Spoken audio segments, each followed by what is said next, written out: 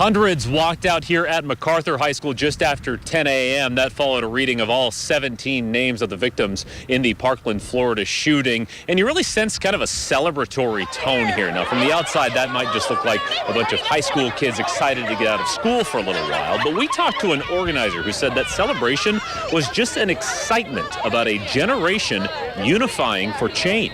He just got back a couple of days ago from the Florida Keys. The hurricane actually passed over him. Hurricane Irma did. He says they still need water. They still need food. A lot of people down there in Florida without power. Now, some of the things they often have in this auction: sports memorabilia, baseball cards. I would have loved this as a kid. But if you happen to take your child there, prepare for a bidding war. Willie McCovey, Mickey Mantle, and yes, a signed Ryan Sandberg card the year before he won the MVP. They call it the Pit Gym. They say they hardly use it. It was built in the 1960s. In fact, they've taken care of some of the hardwood issues with plywood. Now, you may ask, what exactly makes this a Frank Lloyd Wright home? In large part, it's these geometric shapes. You have squares and rectangles. A lot of this woodwork kind of defines the look of the house. But another feature is the fact that these are functional. This is a radiator built into one of the columns. Now, I've been updating my progress, and one thing you can't see in these close-ups is how much this thing itches.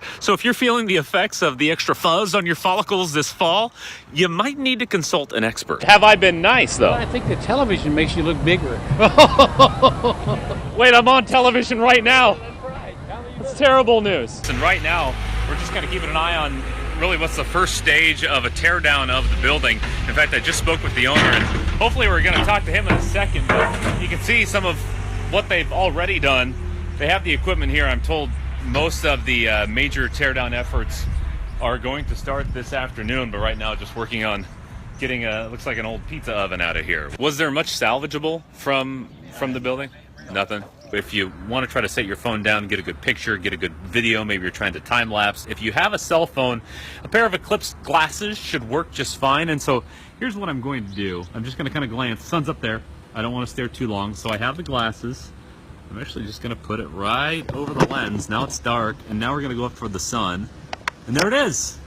That is the sun. Well, it's a question I've been asked and often wondered myself. The lack of a state budget isn't stopping the state from collecting my taxes, and yet so many functions of the state are not being paid. It's the question that matters most to many Illinoisans. Where's our money? It's one of the most common questions asked of State Treasurer Michael Frerichs. The real question people are asking is, where's the money going to our general revenue fund? It's Illinois' checking account. Money goes in and money comes out to pay the bills. At least that's how it goes in most states. The budget is out of balance. Reflect the values that your constituents sent you here to reflect. Dangerously close to financial disaster. Months and months. Budgets that were not balanced. Members, we are facing cash crisis. The budget impasse, stalemate, crisis, mess, epic fail, call it what you like, is well documented. No spending plan means no payments, with some exceptions, of course. Okay, a lot of exceptions. There's lots of spending going on. There was a budget passed for K through 12 education. We were required to make our pension payments and our debt payments. The courts have ordered that we have to pay state employees, that we have to pay our Medicaid bills. Temporary budgets are helping in a number of places, including maintenance of our roads. Specific legislation is addressing the needs of K through 12 schools. They are addressing some debt and paying into state pensions thanks to a court order, but at some point, the money's just running out, and social services like Growing Strong Sexual Assault Center here in Decatur aren't making the cut. This isn't new news to those in and around the Capitol. The widely agreed upon number is 92% of current payments being made are the result of a court order. Judges keeping essential functions of government going. A lot of that money didn't get to where it was supposed to go, and that's why you see social service agencies closing their doors. You see community colleges and higher education raising their tuition. The math is simple. There are only three possible solutions: tax increases, spending cuts, or both. And none of the three are very popular, at least politically. People want to see us get something done. The simple and unsatisfying answer to our question is that your money is being spent, and they're going to need more.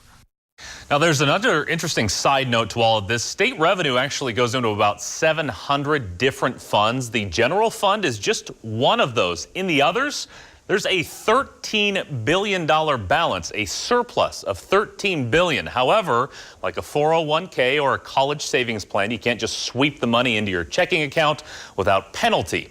That, too, would take some action by the General Assembly.